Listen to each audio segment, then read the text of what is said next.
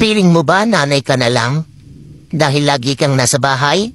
Dahil paulit-ulit ang ginagawa mo sa buong araw? Dahil wala kang sariling pera?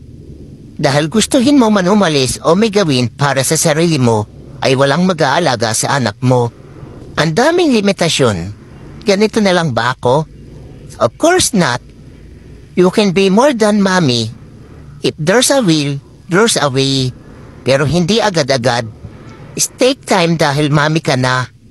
Tanggalin ang lang dahil hindi dapat minamaliit ang pagiging ina. Sa totoo lang, ito ang pinaka nakakapagod na responsibilidad.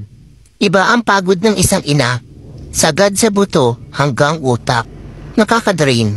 Gustuhin mo man matulog ay hindi sasapat dahil ikaw pa rin ang babangon dahil sa mom guilt.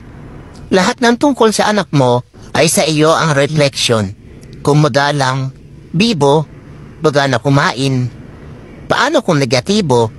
May sakit, makulit, ng aaway, picky eater.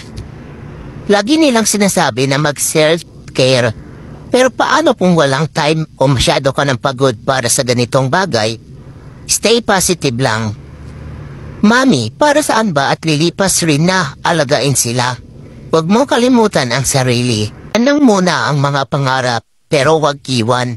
Sa tamang timing ay makukuha mo rin ito. Pero sa ngayon, be a present mom. Mas kailangan ka ng anak mo. Maganda na sa kanilang kabataan ay tutok ka para pag malaki na sila ay ikaw naman ang kanilang aalagaan.